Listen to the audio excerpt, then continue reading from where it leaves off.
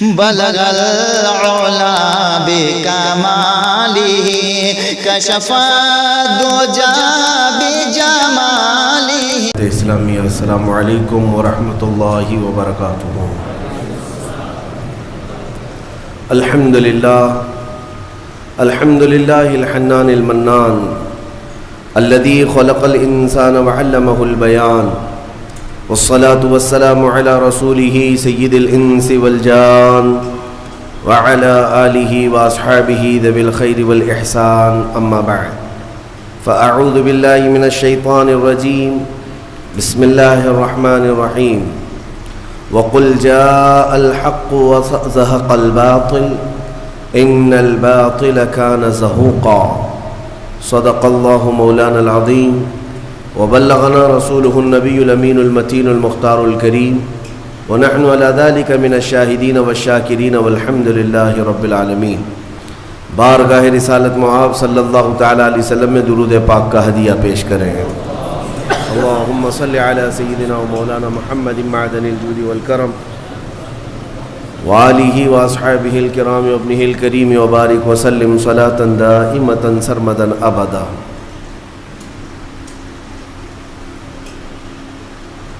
عزیزان گرامی وقار، ماہ رمضان المبارک کی آمد ہے، شعبان المعظم کا یہ آخری جمعہ ہے۔ اللہ تعالی ہمیں رمضان کی سانسیں عطا فرمائے۔ اور میرے لیے بڑی مسرت اور خوشی کی بھی بات ہے کہ ایک زمانے کے بعد اس منبر پر اور اس مصلی پر کھڑے ہونے کا شرف حاصل ہو رہا ہے۔ اللہ تبارک و تعالی قرآن میں فرماتا ہے تلک الایام نداولها بین الناس۔ قرآن میں رب تعالیٰ فرماتا ہے کچھ دن ایسے ہوتے ہیں جو ہم لوگوں کے درمیان پھیر دیا کرتے ہیں۔ لوگوں کے درمیان دنوں کا پھیر دینا یہ اللہ تعالیٰ کی شان ہے۔ اور مسجد کی رونق، مسجد کی برکت، مسجد کی صورت آج تک اسی طرح برقرار ہے۔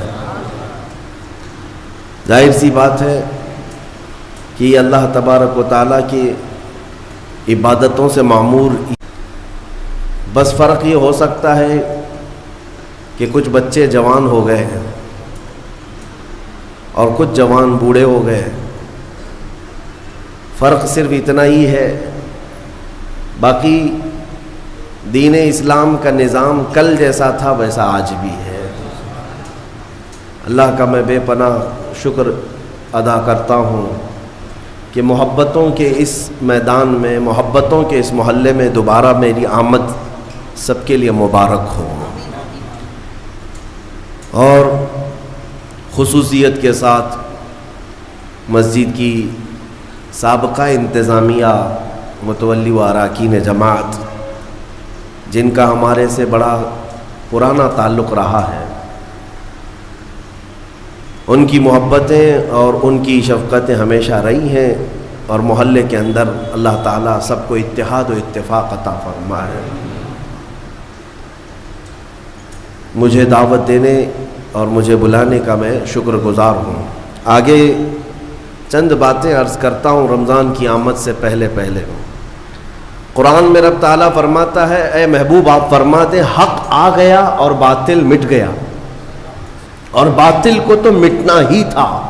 ان الباطل کان زہوقا۔ ہوتا یہ ہے کہ کسی طاقتور اور نشہ چڑھے ہوئے شخص کا حال یہ ہوتا ہے، تخت پر بیٹھے ہوئے شخص کا، کہ وہ ظلم کو یہ سمجھتا ہے کہ میں جو کر رہا ہوں وہ سب صحیح کر رہا ہوں۔ آج کے حالات یہ جو بتا رہے ہیں، بعض لوگوں کو ایسا لگتا ہے کہ وہ نہتے مسلمانوں پر یا نہتے مظلوموں پر جو کچھ بھی کر رہے ہیں وہ بالکل صحیح کر رہے ہیں۔ میں تاریخ کے اوراق آپ کے سامنے رکھوں۔ فرعون جس کا یہ اعلان تھا انا ربکم الاعلی، میں تمہارا سب سے بڑا رب ہوں، اور اپنی عبادت کرواتا، اپنے سامنے لوگوں کو جھکنے پر مجبور کرتا، اس کا زمانہ ایک طویل عرصے تک چلا، اس کی طاقت پر کوئی سامنے آنے کو تیار نہیں ہوتا، یہاں تک کہ صرف اس نے ایک رات خواب میں یہ دیکھ لیا تھا کہ آسمان سے ایک تارا ٹوٹا اور اس کے محل پر گرا جس سے آگ لگ گئی. دوسرے دن اس نے سارے نجومیوں کو جمع کیا اور پوچھا کہ اس کی تعبیر کیا ہو سکتی ہے. تو کئی نجومیوں نے بالاتفاق یہ تعبیر بتائی کہ عنقریب بنی اسرائیل میں ایک بچہ پیدا ہوگا جو تیری سلطنت کو تباہ و برباد کر دے گا. یہ تعبیر سننے کے بعد اس ظالم منحوس شخص نے اعلان کر دیا کہ آج کے بعد جو بھی بنی اسرائیل میں لڑکا پیدا ہوگا اس کا قتل ہو جائے گا. ناحق قتل کیا. اور اللہ تعالیٰ نے قرآن میں فرمایا یذبحون ابناءہم ویستحیون نساءہم. لڑکیوں کو زندہ چھوڑ دیا جاتا تھا اور لڑکوں کو مار دیا جاتا تھا. 1 سال کے اندر فرعون نے 12,000 بچوں کا قتل کیا اس خوف سے کہ کوئی بچہ ایسا نہ پیدا ہو جائے جو میری سلطنت کو ہلا دے. وَمَا اللَّهُ بِغَافِلٍ عَمَّا يَعْمَلُ الظَّالِمُونَ. رب تعالیٰ فرماتا ہے ظالموں کے کاموں سے اللہ بے خبر نہیں ہے. وَمَكَرُوا وَمَكَرَ اللَّهُ وَاللَّهُ خَيْرُ الْمَاكِرِينَ. لوگ جو ہے دھوکے کے پلاننگ بناتے ہیں اور اللہ خفیہ تدبیر کرتا ہے اور اللہ کی خفیہ تدبیر سب سے بھاری ہوتی ہے. یہاں تک کہ 12,000 بچوں کا قتل صرف اس ڈر سے کیا گیا کوئی بچہ ایسا نہ آ جائے جو میری سلطنت کو ہلا دے. دوسرے سال اور زیادہ کر دیا گیا. یہ بچوں کا قتل ہوتا رہا. ظلم کی ایک بڑی داستان اس نے لکھ دی. لیکن کیا وہ اپنی سلطنت بچا سکا؟ قادر مطلق کے فیصلوں پر قربان جائیں. جس بچے سے اسے خوف تھا کہ وہ میری سلطنت کو تباہ و برباد کر دے گا وہ کوئی اور نہیں، وہ موسیٰ علیہ السلام کی شکل میں پیدا ہوئے. اور پیدا ہونے کے بعد بھی اس شان سے کہ اللہ تعالیٰ نے ان کی ماں کو حکم دیا کہ تم اپنے بچے کو ایک صندوق میں رکھ کر کے دریا میں بہا دو. بھلا ایک ماں پیدا ہوتے ہی اپنے بچے کو سمندر کی لہروں میں بہا دے گی؟ لیکن رب تعالیٰ فرماتا ہے وَرَبَطْنَا عَلَىٰ قَلْبِهَا. ہم نے ان کے دل کو مضبوط کیا. موسیٰ کی ماں کو انہوں نے موسیٰ علیہ السلام کو ایک صندوق میں رکھ کر کے دریا میں بہا دیا اور وہ صندوق سیدھے فرعون کے باغیچے پر جا کر لگا. فرعون کی اولاد نہیں تھی. اس کی بیوی آئی، دیکھا خوبصورت بچہ ہے، اٹھا لیا، بیٹا بنا لیا. قرآن پاک میں موجود ہے سب. بیوی لے کر کے آئی فرعون کی اور کہا کہ ہم اس کو بیٹا کیوں نہ بنا لیں. فرعون نے کہا کہیں یہ بچہ تو نہیں ہے جو میری سلطنت کو ہلاک کر دے گا. فرعون کی بیوی نے کہا نہیں، یہ تو سمندر کی لہروں میں بہہ کر آیا ہے، وہ بچہ تو بنی اسرائیل میں پیدا ہوگا. بہرحال موسیٰ علیہ السلام کی پرورش فرعون کے گھر میں ہو رہی ہے. لیکن کس انداز سے؟ جب فرعون نے یہ اعلان کیا کہ بادشاہ نے اپنا ایک بیٹا بنا لیا ہے اور شاہی انداز میں اس کی تربیت ہوگی، اسے دودھ پلانے کے لیے دایائیں آئیں. کمال ہے 100 سے زیادہ دایاں آئی لیکن موسیٰ علیہ السلام نے کسی کا دودھ نہیں پیا. ان کی بہن وہاں موجود تھی، یہ سب معاملہ دیکھ رہی تھی. انہوں نے کہا فرعون کی بیوی سے کہ میں ایک دایا جانتی ہوں جو سب بچے اس کا دودھ پی لیتے ہیں. کہا بلا لاؤ. وہ دوڑ کر گئی، اپنی ماں کو لے آئی. موسیٰ علیہ السلام 1 دن کے بچے ہیں، 1 دن کے، اور ان کی ماں واپس فرعون کے محل میں آئی. جب انہوں نے دودھ پلایا تو موسیٰ علیہ السلام دودھ پینے لگ گئے. فرعون نے بہت عالی تنخواہ کے ساتھ، بڑے معاوضے کے ساتھ موسیٰ علیہ السلام کی ماں کو اپنے گھر میں رکھا، شاہی دایا بن کر. یہ نظام قدرت ہے میرے مولا، یہ اللہ تعالیٰ کے فیصلے ہیں. جب وہ کسی طاقت کے نشے کو چور چور کرنا چاہتا ہے تو اسی کے گھر میں اپنے کمال کی چیزیں پرورش بھی دیتا ہے. موسیٰ علیہ السلام جوان ہوئے اسی کے گھر میں. لیکن اس کے بعد پھر جب جوانی کے بعد آپ کو نبوت کے اعلان کا حکم ہوا، پھر فرعون سے جو مقابلہ ہوا تاریخ شاہد ہے. موسیٰ علیہ السلام کا مقابلہ نہ وہ جادو سے کر سکا، نہ طاقت سے کر سکا، نہ فوج سے کر سکا. ایک وقت ایسا آیا کہ 1,00,000 فوج کو لے کر موسیٰ علیہ السلام کے پیچھے لگا. موسیٰ علیہ السلام سمندر میں راستہ پیدا کرتے ہوئے نکل گئے. فرعون جب ان راستوں پر آیا، رب تعالیٰ فرماتا ہے ہم نے سمندر کو حکم دیا جیسا تھا تو ویسا مل جا. سمندر کی لہروں نے آپس میں ایک دوسرے کو ملایا. ہمیشہ کے لیے فرعون سمندر میں غرق ہو گیا. جس کی طاقت کا حال یہ تھا کہ بڑے بڑے وقت کے سورما بات کرنے سے کپ کپاتے تھے. جادوگر بھی فرعون کے دربار میں سجدہ کرتے تھے, ماتھا ٹیکتے تھے, لیکن رب ذوالجلال نے پانی کے قطروں سے اسے ہمیشہ کے لیے ہلاک کر دیا.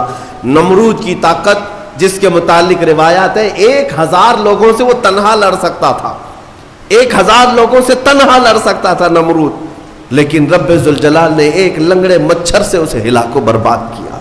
شداد جس نے دنیا میں جنت بنا دی تھی, آپ کو اگر میں یہ تاریخ سناؤں تو حیرت ہوگی کہ ایک کشتی, میں آپ کو بتاتا ہوں, ایک کشتی میں سفر کر رہے لوگ, کشتی میں اچانک پانی چڑھ گیا اور دھیرے دھیرے کشتی ٹوٹ گئی اور طوفان کی نظر ہو گئی, جتنے تھے سب ہلاک ہو گئے. اس کشتی میں ایک ماں اور ایک بچہ, وہ بچہ صرف 4-5 دن کا تھا یا کچھ مہینے کا تھا. ماں جو ہے ایک تخت کو پکڑ کر کے اپنے بچے کو تخت پر لٹا دیتی ہے اور خود ڈوب جاتی ہے. اس کشتی میں کوئی موجود نہیں رہا, ایک بچہ 4 دن کا یا 6 دن کا وہ تخت کے سہارے بہتے بہتے کنارے تک آ کر لگ گیا. ایک قافلہ وہاں سے جا رہا تھا, انہوں نے بچے کو زندہ سلامت دیکھ کر کے اٹھا لیا. آپ کو میں بتاؤں, وہ بچے کو لے جانے والے لوگ اپنے گھر پرورش کرتے ہیں اور اس بچے کو ہی شداد کہا گیا ہے. وہ جو بچہ تھا جس کی ماں بھی مر گئی, سارا قافلہ ڈوب گیا, تنہا جو بچہ کسی کے ہاں کفالت میں کسی کے زیر نگی رہا وہ شداد تھا.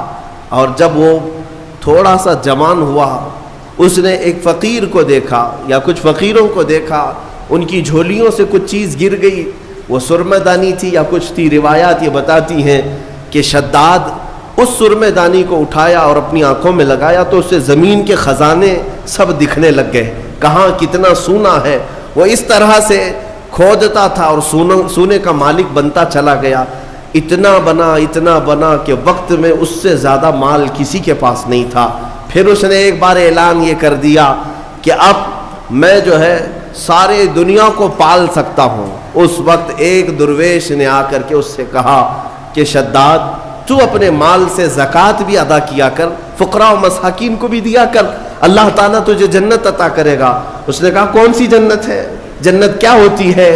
کہا جنت عالی شان ہے, رب تعالیٰ کی بنائی ہوئی, جس کی ایک اینٹ سونے کی تو ایک اینٹ چاندی کی, زمین زعفران سے بچھی ہوئی, بہت خوبصورت جنت کا نظارہ ہے.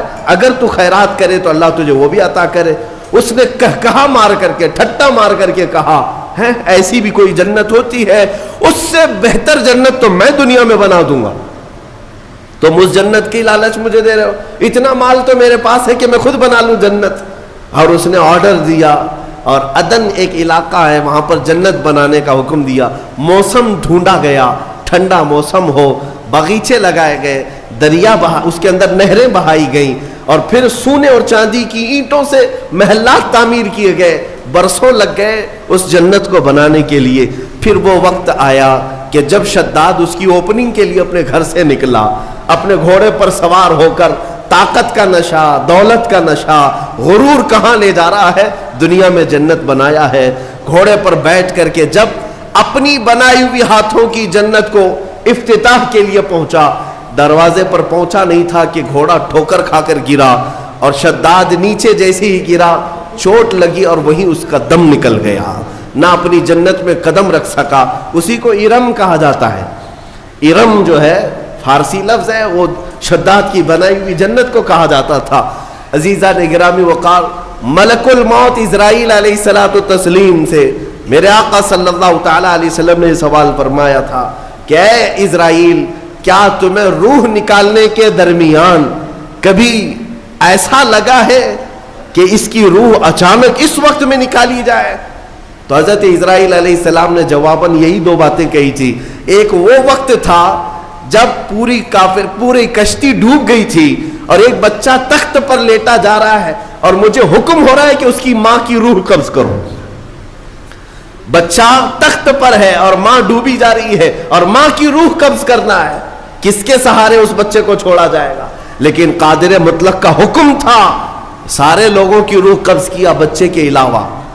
یہ فرشتے کو تک نہیں حکم ہے کہ تمہیں اس کی پرواہ کرنے کی ضرورت نہیں، اس تنہا بچے کی کون نگہبانی کرے گا، اس کا حکم نہیں۔ ماں کی روح قبض کر لیا، اس وقت مجھے تعجب تھا کہ اس بھرے سمندر میں اس تنہا بچے کو دیکھے گا کون، لیکن پھر دنیا نے دکھایا کہ اس بچے کو صرف دیکھا نہیں گیا بلکہ دنیا کا سب سے بڑا امیر بنایا گیا۔ پھر آپ فرماتے ہیں دوسرا وہ وقت تھا جب اس نے اپنی پوری جمع پونجی خرچ کر کے جنت بنائی، دروازے پر پہنچنے سے پہلے مجھے حکم ہوا کہ اس کی روح قبض کر لی جائے۔ عزیزان گرامی وقار، رب ذوالجلال کے فیصلے، وہ قادر مطلق محکم فیصلے فرماتا ہے۔ بعض لوگوں کو ایسا لگتا ہے کہ سب کچھ انہی کا ہے، ابھی دنیا تو ان کے پاس ہے، طاقت ان کے پاس ہے، تخت ہے، سب کر لے جائیں گے۔ تمہیں پتہ نہیں، قرآن میں خود مولا نے فرمایا ان بطش ربک لشدید، بے شک تمہارے رب کی پکڑ بہت سخت ہے۔ جس وقت وہ پکڑ کرتا ہے تو کوئی آس پاس چھڑانے کی طاقت بھی نہیں رکھتا۔ اسی طرح کی بات میں آپ کے سامنے یہ بھی عرض کروں، ظلم جہاں تک بھی ہو ایک دن انجام کو پہنچتا ہے۔ قرآن میں رب تعالیٰ فرماتا انما یؤخرہم لیوم، ہم ظالموں کو تھوڑی ڈھیل اس لیے دیتے ہیں تاکہ ساری نگاہیں ان کا انجام دیکھ سکیں۔ ظالموں کو اگر ڈھیل ملتی ہے، ظلم کرنے کے لیے انہیں آزادی ملتی ہے، تو اس کا مطلب یہ نہیں ہے کہ وہ جو کر رہے ہیں اچھا کر رہے ہیں، بلکہ یہ ڈھیل ان کے عذابات میں اضافہ کرتی ہے، ان کے پکڑ کی راہیں اور ہموار کرتی ہیں۔ آپ کو میں یہ بات بتا دوں کہ تاریخ میں ایک ایسا بھی نام آتا ہے جس کو ذکر کرتے ہوئے آج بھی لوگ ظلم کی آہٹ کو محسوس کرتے ہیں، وہ چنگیز کا نام ہے۔ ہلاکو چنگیز یہ وہ لوگ ہیں جنہوں نے کھوپڑیوں سے مینار تعمیر کر دیے تھے۔ ہاں، انسانوں کی کھوپڑیاں ان کے لیے کوئی حیثیت نہیں رکھتی تھیں، بلکہ آج ایک جانور کو بھی مارنے سے آپ کے دل میں درد ہوگا، لیکن ان ظالموں نے انسانوں کی لاشیں بے حساب لگا کر رکھی تھی۔ بغداد کے دریائے دجلہ کو جنہوں نے خون سے لال کر دیا تھا، رحم نام کی کوئی چیز ہی نہیں تھی۔ چنگیز نے لاکھوں انسانوں کا قتل کیا، لیکن ایک وقت ایسا بھی آیا اس نے کئی علماء کو، بزرگوں کو قید کیا، قطار میں لگا دیا۔ یہ آخری وقت ہے۔ چنگیز کا دبدبہ اتنا تھا کہ وہ تقریباً آدھی دنیا کو فتح کرنے کے لیے چل پڑا تھا، آدھی دنیا، اور کوئی بادشاہ اس سے لڑائی کا سامنا نہیں کر پاتا۔ ایک وقت وہ آیا، 300 کے قریب علماء یا بزرگوں کو اس نے قید کیا، قطار میں لگایا اور جلاد کو بلایا۔ سب قطار میں، پہلی صف ہے، دوسری صف ہے، تیسری صف ہے، تو اس میں لائن سے قتل کرنے کا حکم تھا۔ تلوار اٹھاتا جلاد اور گردنیں مارتا چلا جاتا، ایسے لگتا جیسے یہ پلاسٹک کی یا کھلونے کی گردنیں اڑا رہے ہوں۔ انسانوں کے ساتھ اس طرح کھیلتے تھے۔ وہ گھوڑے پر بیٹھے اپنے کھلونے سے کھیلتا رہتا اور جلاد کو حکم دیتا اتنی گردنیں آج اڑا دو، اتنی گردنیں اڑا دو۔ جلاد جب گردنیں اڑا رہا تھا، 3 صفیں لگی ہوئی تھی۔ پہلی صف میں ایک بوڑھے شخص تھے، عمر دراز تھے۔ جب وہ پہلی صف کا قتل شروع ہوا تو جلدی سے دوسری صف میں آ گئے، پیچھے ہٹ کر کے دوسری صف میں کھڑے ہو گئے۔ وہ جلاد بھی دیکھ رہا تھا، چنگیز بھی دیکھ رہا تھا۔ پہلی صف پوری قتل ہو گئی، دوسری صف کا نمبر آیا۔ جب دوسری صف قتل ہو رہی تھی تو وہ بوڑھے میاں تیسری صف میں چلے گئے۔ ہوتا ہے کہ جتنا بچ سکیں بچ لے، اور تدبیر کا حکم بھی ہے اللہ کی طرف سے۔ تیسری صف میں گئے تو 3 ہی تھی وہاں پر۔ چنگیز زور سے کہا مارا، دوسری صف پوری جب قتل ہو گئی، کہا کہ وہ بوڑھے بس آخری تھی، اس کے بعد کہاں جائے گا، اب کون بچائے گا؟ اس بوڑھے میاں نے زور سے کہا اب بھی اللہ ہے، اس کے بعد بھی اللہ ہے، یہ نہیں ہے کہ زندگی ختم ہو گئی۔ اس نے غصے کے مارے جلاد سے کہا کہ تیسری صف کو فوراً آن کے آن میں قتل کرو۔ لیکن تیسری صف کا قتل ابھی شروع ہی ہوا تھا کہ چنگیز کا گھوڑا اچانک بدک گیا، اس کا کھلونا ہاتھ سے گر گیا، جس چیز سے وہ کھیل رہا تھا گھوڑے پر بیٹھ کر۔ اچانک وہ کھلونا اٹھانے کے لیے جھکا تو گھوڑا اتنی تیز دوڑا، اتنی تیز کہ اسے سنبھلنے کا موقع نہ دیا، اور گھوڑا ایسا سرکش ہوا کہ چنگیز کو سر سمیت دوڑاتا ہوا، کئی پتھروں سے ٹکراتا ہوا دوڑتا دوڑتا رہ گیا۔ ساری فوج بے قرار ہے کہ بادشاہ کے ساتھ گھوڑا سرپٹ دوڑ رہا ہے، سب اسے بچانے کے چکر میں دوڑ پڑے، جلاد ہو کہ سپاہی ہو کہ وزیر ہو، گھوڑا کسی کے قابو میں نہیں آتا۔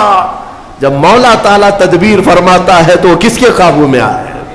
اتنا دوڑایا کہ اس کا بھیجا باہر نکل آیا، چنگیز کا سر ٹکراتے ٹکراتے بھیجا باہر آ گیا۔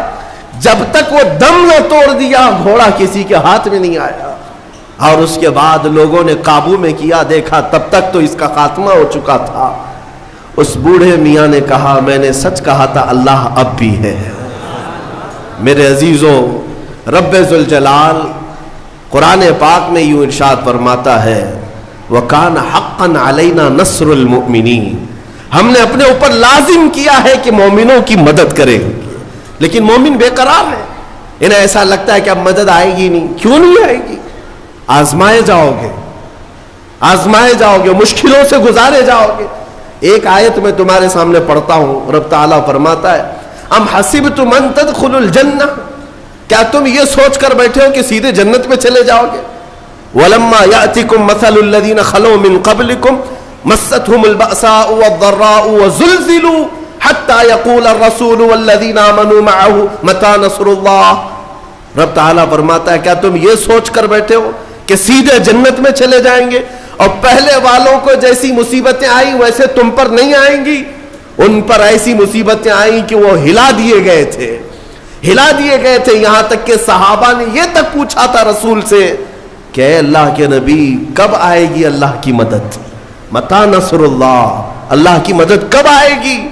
اللہ فرماتا ہے ان نصر اللہ قریب، آگاہ ہو جاؤ اللہ کی مدد بہت قریب ہے، بہت قریب ہے۔ آپ کیا سمجھتے ہیں رسول پاک صلی اللہ تعالی علیہ وسلم مدینے میں بیٹھ کر کے اگر ہاتھ اٹھاتے تو کیا رب تعالیٰ آپ کی دعاؤں کو رد کرتا؟ حضور پاک صلی اللہ تعالی علیہ وسلم کو واپس لوٹایا جاتا؟ نہیں، لیکن بیٹھ کر دعا کرنے کی بجائے وہ محمد عربی صلی اللہ علیہ وسلم رمضان کے مہینے میں 313 نہتے لوگوں کو لے کر صحرا میں چلے آ رہے ہیں، پیروں میں آبلے پڑے ہیں، نہ پانی ہے نہ کھانا ہے، نہ تیروں میں ترکش ہے نہ گھوڑے سواری کے ہیں، کچھ نہ ہو کر یہ کیسے صحابہ چل پڑے۔ آج بھی میں مدینے جا کر دیکھتا ہوں اے سی بس میں بیٹھ کر کے بدر کے میدان تک جانے میں ہا ہو کرتے رہتے ہیں لوگ۔ میرے عزیزوں، ان صحابہ کی عظمتوں پر قربان، اس زمانے میں نہ روڈ ہے نہ راستہ ہے نہ چھاؤں لینے کے لیے کوئی مکان ہے، لیکن چلے جا رہے میرے مصطفیٰ کے پیچھے، صرف اس لیے اللہ کی رضا حاصل کرنی ہے اور رسول کی حمایت میں لگنا ہے، اور پیروں میں ان کے چپل نہیں ہے۔ اور آج اگر آپ عرب کی سرزمین پر تپتے ہوئے صحرا میں ایک منٹ کے لیے میں کہتا ہوں ننگے پیر کھڑے ہو جاؤ، پھر بتانا تمہارے تلوے نہ جلے تو مجھ سے کہنا، تلوے جل جائیں گے۔ 160 کلومیٹر کا سفر وہ صحابہ پیدل چل کر کے گئے۔ جب بدر کی وادی میں پہنچے ان کے پاس کیا تھا؟ صحابہ کہتے ہیں ہمارے پاس جو تلواریں تھی اس سے سبزی بھی نہیں کٹتی تھی، کند تھی، مڑی ہوئی تھی، زنگ لگا ہوا تھا، لیکن توکل اللہ کی ذات پر تھا۔ صحابہ میں کچھ وہ ہے حضرت عکاشہ، وہ کہتے میرے پاس تو کچھ نہیں تھا، میں تو کھجور کے تنے کی لکڑی لے آیا تھا جنگ میں اترنے کے لیے۔ جہاں تلواریں سنسنا رہی ہوں وہاں ایک صحابی کھجور کا سوکھا ہوا تنا لے کر کے آئے۔ یہ توکل بتاتا ہے کہ اللہ ہمارے ساتھ ہے۔ عزیزان گرامی وقار، یہ سارے میدان میں اتر جانے کے بعد پھر میرے آقا دعا کرتے ہیں اے مولا ہم نے جو اپنی طاقت میں تھا وہ سب میدان میں اتار دیا، اب اگر تیری مدد نہ آئے گی تو پھر اس زمین پر سجدہ کون کرے گا، اس زمین پر عبادت کون کرے گا؟ یہ نہیں ہے کہ یہیں بیٹھ کر کوشش کچھ نہیں کرنی ہے، عمل کچھ نہیں کرنا ہے، دعاؤں کے اور اسی طرح کے مجمع میں بیٹھ کر کے ہم یہ کہہ دیں اے اللہ تو فلاں کو غارت کر دے، فلاں کو غارت کر دے۔ عزیزان گرامی، مومن کے لیے کہا گیا ہے کہ وہ عملی میدان میں اترے، عملی میدان میں اترے۔ میں آپ کو بتاتا ہوں، ایک شریف آدمی تھے، مولوی صاحب، صوفی صاحب، کھیتی باڑی کرتے تھے، اور گاؤں کے کئی لوگوں نے ملا کر کے صوفی صاحب کو ایک کھیت دے دیا تھا کہ آپ اللہ اللہ کرتے رہتے، آپ کا معاش بھی تو چلنا چاہیے، گھر بار بھی چلے۔ تو صوفی صاحب کو کھیت ملا، مولوی صاحب نے کھیتی باڑی تو کر لی، اس میں مکئی یا گیہوں جو بھی آئے، فصل جب آئی تو ظاہر سی بات ہے بیٹھتے تھے، ایک گدھا آتا تھا اور چر کے چلا جاتا۔ صوفی صاحب کیا تسبیح پڑھتے، اے اللہ یہ گدھے کو برباد کر دے، اے اللہ یہ گدھے کو تباہ کر دے، یہ گدھے کو ختم کر دے، بیٹھے بیٹھے گدھے کو ختم کر دے، بیٹھے بیٹھے گدھے کو۔ وہ گدھا اپنا تو چرتا تھا، چلا جاتا تھا، ان کی تسبیح چلتی رہتی تھی۔ کچھ ان نوجوانوں نے دیکھا، ارے میاں مولوی صاحب روز تسبیح لے کر کے بددعات کر رہے ہیں، گدھا آتا ہے اپنا کھاتا ہے چلا جاتا ہے۔ کئی دن تک دیکھا، آدھا کھیت تو گدھا کھا گیا تھا۔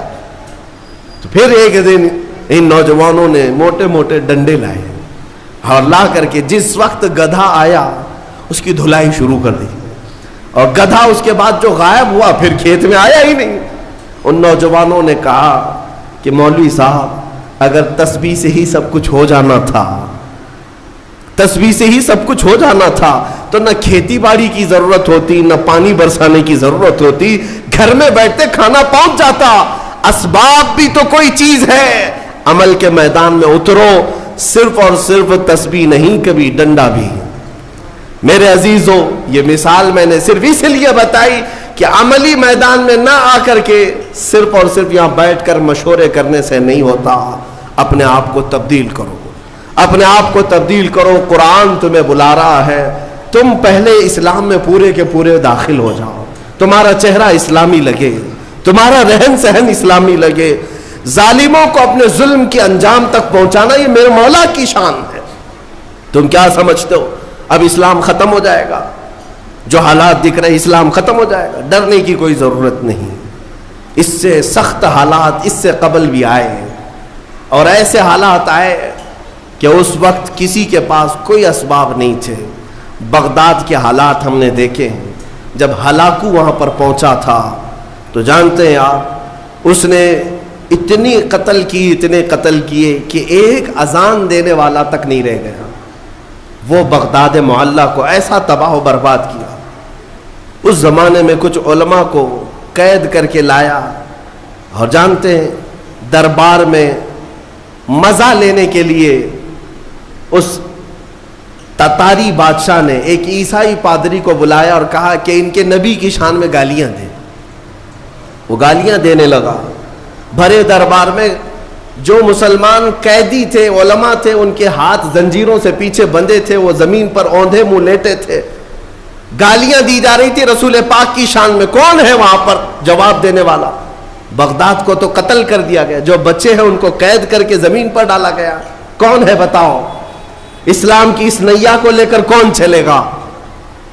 ان ظالموں کی ہرزہ سرائی کے خلاف کون بولے گا؟ کوئی نہیں تھا، میدان میں کوئی تھا ہی نہیں۔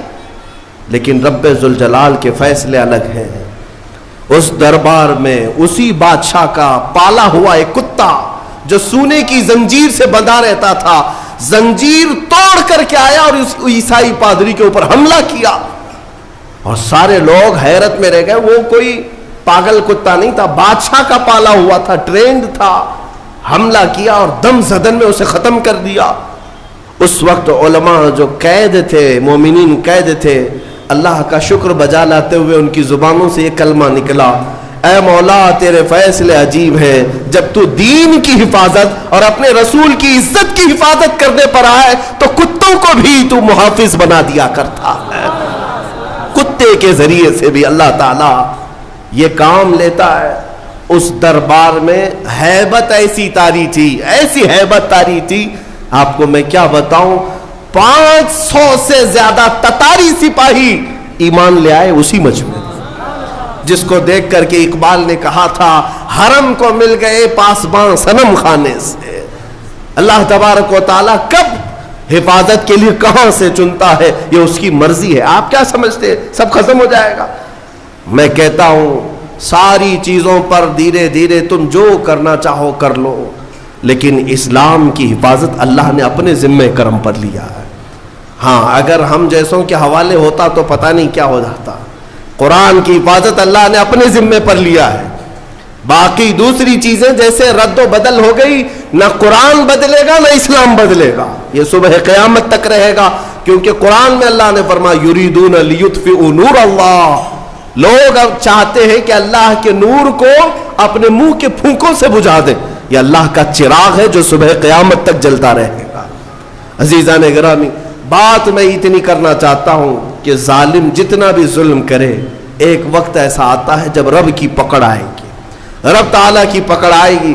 محمد عربی صلی اللہ تعالیٰ علیہ وسلم اس مکہ کی سرزمین پر آزمائے گئے جو آپ کا آبائی وطن تھا، جہاں میرے آقا پیدا ہوئے تھے۔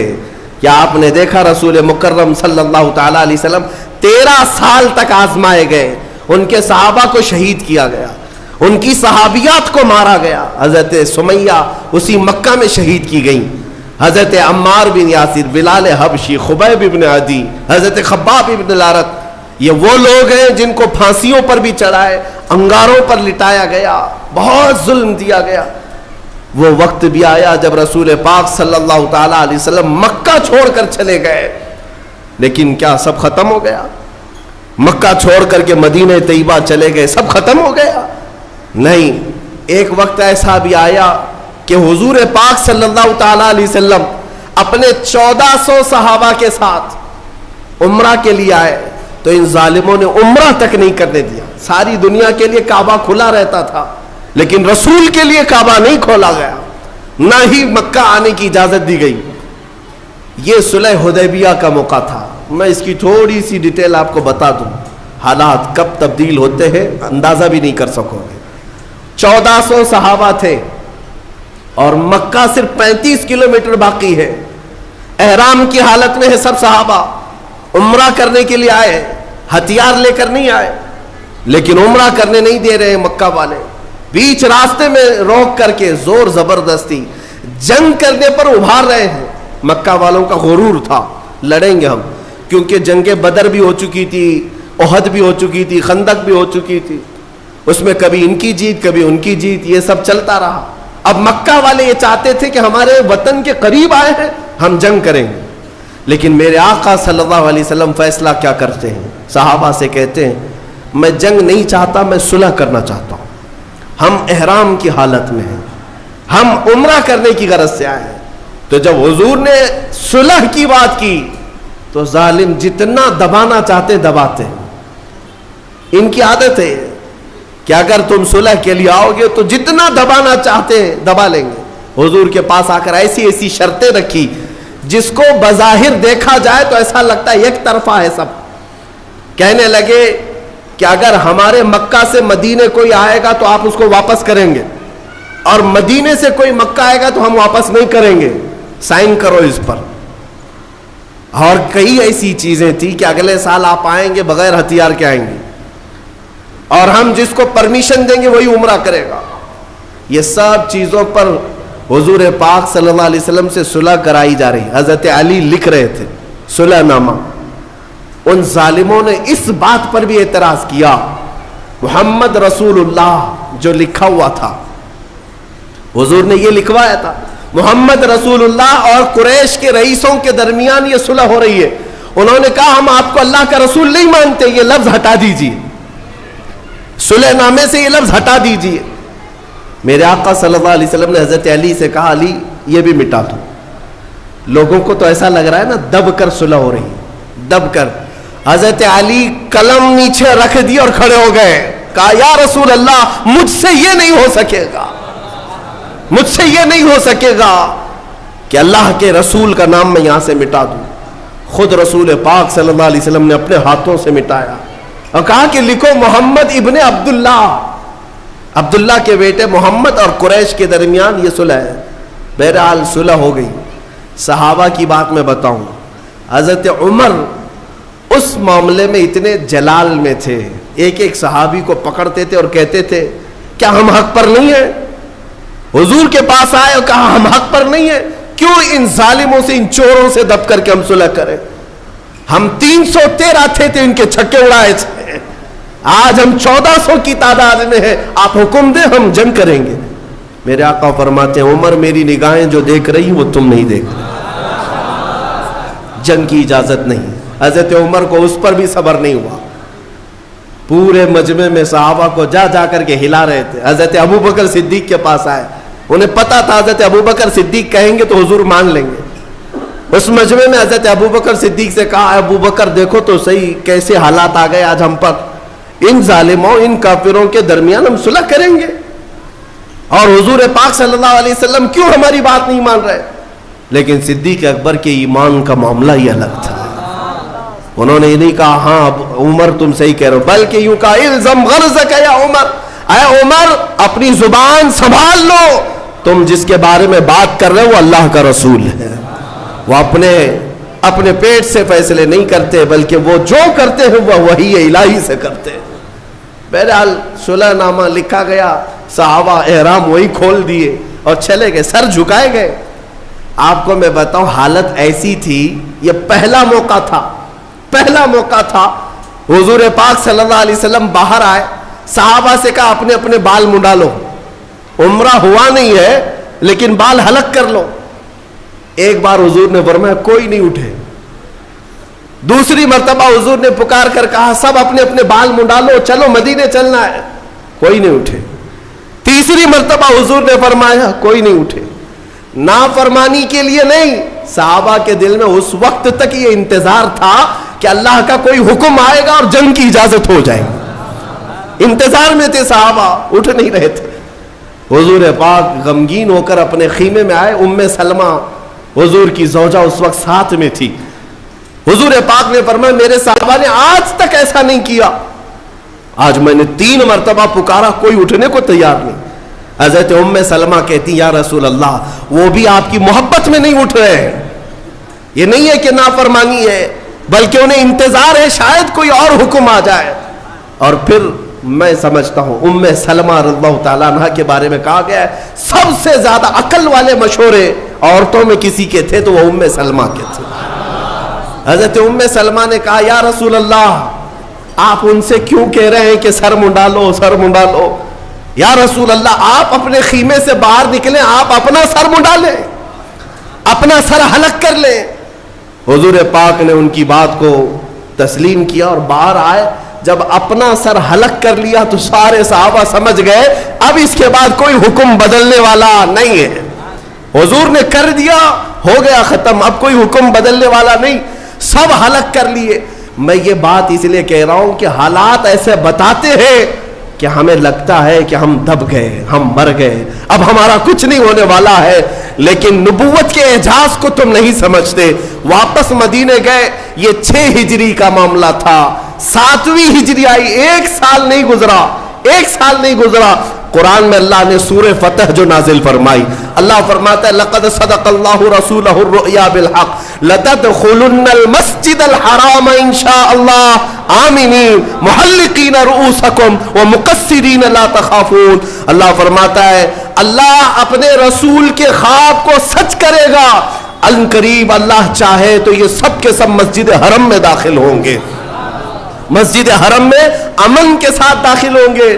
یہ آیت پہلے نازل ہوئی، 7ویں ہجری آئی، میرے آقا دوسرے سال عمرہ کے لیے نکلے، اس وقت 10,000 صحابہ ساتھ میں تھے، پچھلے سال 1400 تھے، 10,000 صحابہ ساتھ میں تھے، اور جب گئے تو مکہ کی حالات ایسے تھے کہ سب تتر بتر ہو چکے تھے، نہ کوئی ایک خاندان متحد تھا، کچھ نہیں تھا، اور حضور پاک کی شان سے آئے کہ نہ جنگ ہوئی نہ جدال نہ قتل و قتال، بلکہ 10,000 صحابہ شان و شوکت کے ساتھ حرم کعبہ میں داخل ہو رہے ہیں۔ صحابہ کا وہ اعجاز تھا کہ کوئی دیواریں چوم رہا ہے، کوئی زمین چوم رہا ہے، اور رب تعالیٰ کی بارگاہ میں شکر بجا لا رہے ہیں، کہتے ہیں اے مولا تیری قدرت کے فیصلے عجیب ہیں، یہ وہ زمین تھی جہاں ہمیں رسی ڈال کر کھینچا جاتا تھا اور آج تو ہمیں حاکم بنا کر اس زمین پر لا رہا ہے، مولا کریم کے فیصلے الگ ہیں۔ جب اس حرم میں آئے میرے عزیزو، ایک وقت یہ بھی تھا، ایک وقت جب ایام جہالت کے مکہ کے قیام کے درمیان ابھی حضور ہجرت نہیں کیے تھے، ایک دن حضور آئے تھے खाने काबा में जाने के लिए। उस वक्त वो चाबी उस्मान बिन शैबा के पास रहती थी। उस्मान बिन शैबा कुरैश के एक मुअज़्ज़ज़ आदमी थे, लेकिन ईमान लाए हुए नहीं थे। हुजूर ने फरमाया उस्मान चाबी दे दो, मैं काबे के अंदर जाऊं। उन्होंने कहा तुम हमारा दीन छोड़ चुके हो, तुम्हें काबे में मैं अंदर जाने नहीं दूंगा। सारे बड़े लोगों को जाने की इजाजत थी, मेरे रसूल को नहीं। हुजूर पाक ने फरमाया उस्मान ठीक है, एक दिन आएगा ये चाबी मेरे हाथ में होगी, मैं जिसे चाहूंगा उसे अता करूंगा।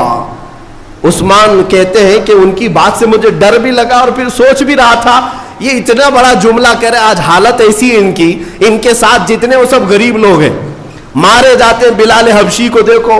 और फिर जब वक्त ऐसा आया कि हुजूर हिजरत करके चले गए, तो उस्मान कहते हैं अब तो सवाल ही नहीं आता कि काबे की चाबी उनके पास जाए। वतन छूट गया, घर छूट गया, साथी मारे गए, सब चले गए।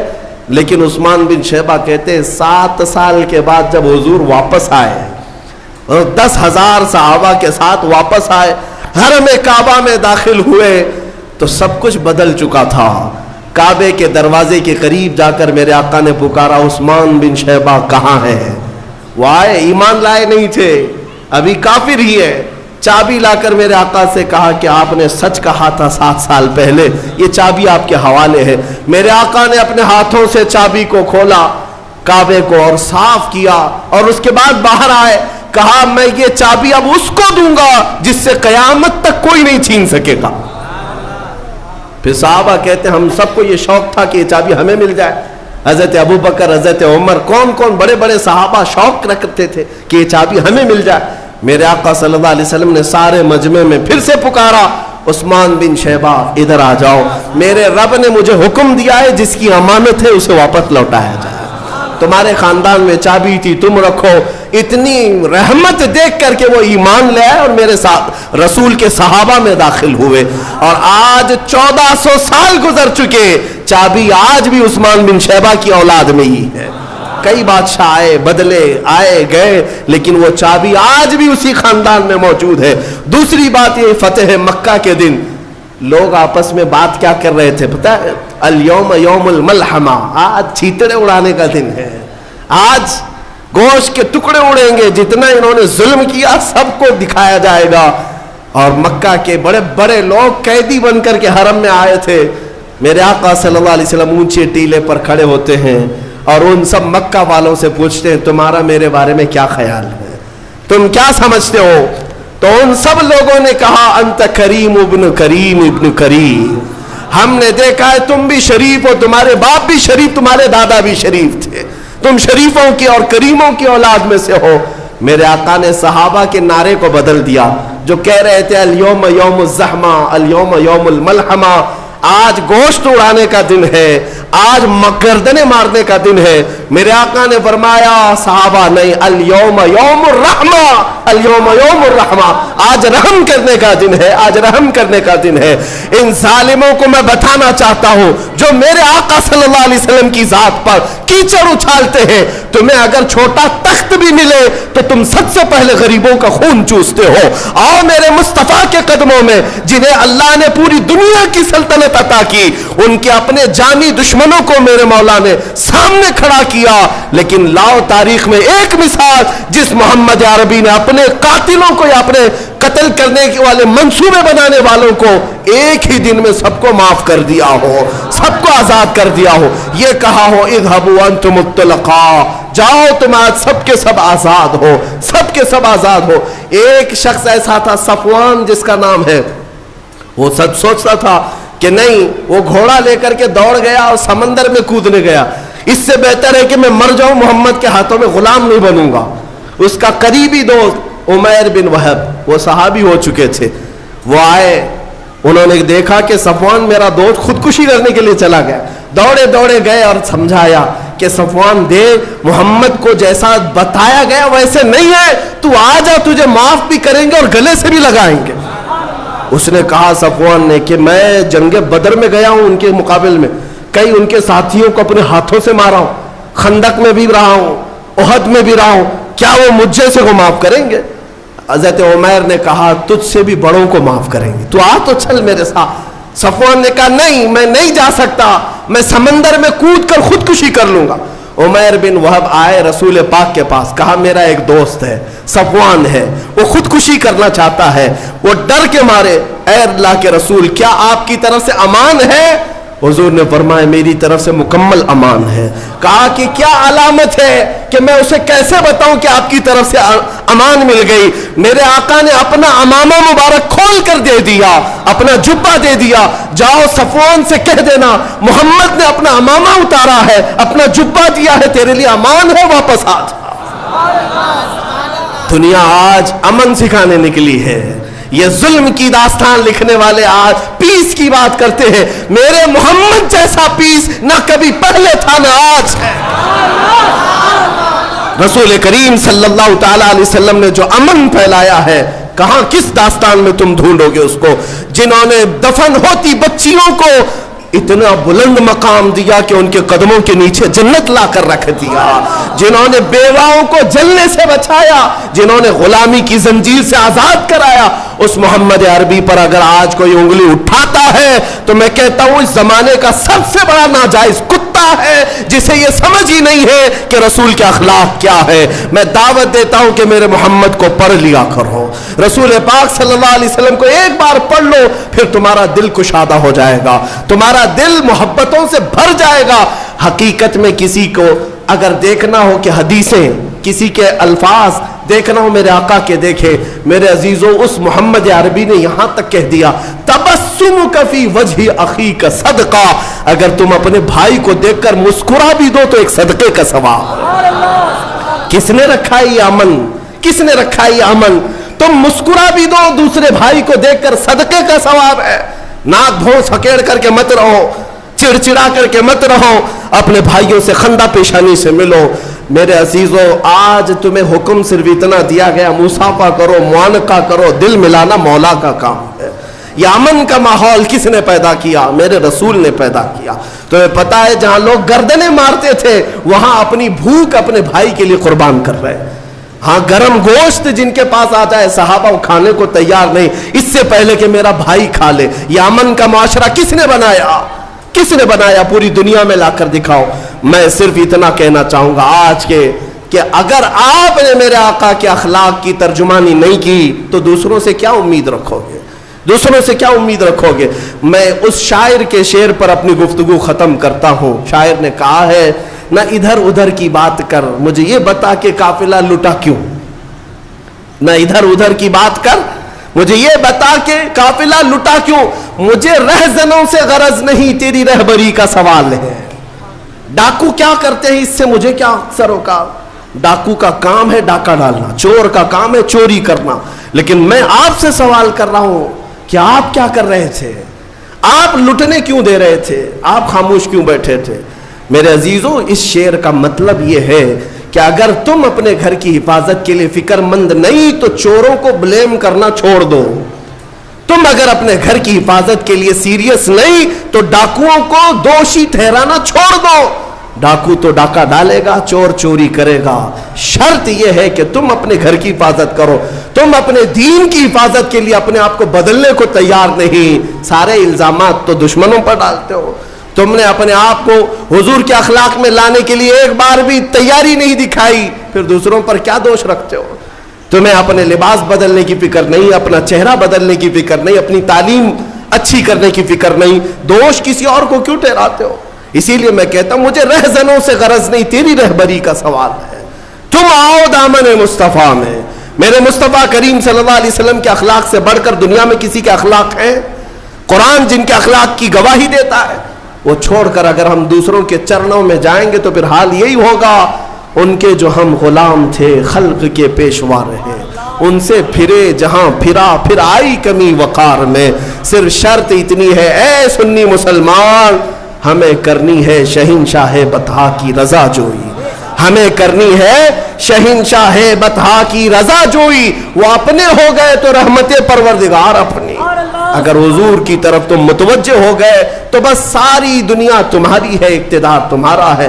شرط یہ ہے ادخلوا فی السلم کافہ، پورے کے پورے مسلمان ہو جاؤ، پورے کے پورے مومن ہو جاؤ، پورے کے پورے غلام مصطفیٰ ہو جاؤ۔ حضور پاک صلی اللہ علیہ وسلم کے دربار کی طرف بڑھ کر کے تو دیکھو، دنیا تمہارے تلوے نہ چومے تو پھر بات کرنا، دنیا تمہارے سامنے جھکے نہ تو پھر بات کرنا۔ اس لیے کہ مولا کا قانون ہے، وہ عزتیں اسے دیتا ہے جو اس کے نبی کی غلامی کرتی ہیں، وہ عزتیں انہیں نوازتا ہے جو اس کے نبی کے شیدا ہوتے ہیں۔ میرے عزیزوں، آج یہ منبر، آج یہ محراب مجھے اس لیے نہیں دیا گیا کہ میں کسی بڑے باپ کا بیٹا ہوں، یہاں صرف اس لیے کھڑا کیا گیا ہے کہ محمد عربی کا غلام۔ اس کے علاوہ کون سی نسبت ہے ہمارے پاس؟ کون سی نسبت ہے ہمارے پاس؟ کیا ہمارا لباس دیکھ کر کے، کیا ہمارا چہرہ دیکھ کر عزت کی جاتی ہے؟ نہیں، اچھے اچھے چہرے والے ہیں، اچھے اچھے لباس والے، بڑے بڑے پیسے والے ہیں۔ یہ جو عزتیں ہیں پلکیں بچھائی جاتی ہے، محمد عربی کی غلامی کا صدقہ ہے۔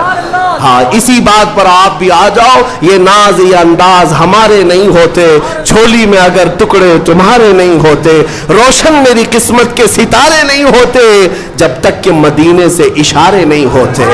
بے دام ہی بک جائیے بازار نبی میں، اے مسلمانوں، بے دام ہی بک جائیے بازار نبی میں، اس شان کے سودے میں خسارے نہیں ہوتے۔ جب تک بکے نہ تھے تو کوئی پوچھتا نہ تھا، یا رسول اللہ تم نے خرید کر ہمیں انمول کر دیا۔ مولا سب کی عزتوں کی حفاظت فرمائے، اسلام و سنیت کا بول بالا فرمائے، اور تمام برے منصوبوں کا منہ کالا فرمائے۔ مولا ہماری جماعت کو اتحاد و اتفاق عطا فرمائے، ہماری صفوں میں مولا تعالیٰ قوت حیدری عطا فرمائے، شجاعت فاروقی عطا فرمائے۔ مولا تبارک و تعالیٰ ہمیں صحابہ کا صدقہ عطا فرمائے، اولیاء کے قدموں کی نسبت عطا فرمائے، اور ہم سب کو کاٹنے والوں کو مولا کیفر کردار تک پہنچائے۔ رب ذوالجلال اس آخری شعبان کے جمعے میں ہم سب کی دعائیں قبول کر کے ہمیں رمضان تک کی زندگی عطا فرما۔ وآخر دعوانا الحمدللہ رب العالمین۔ سلام۔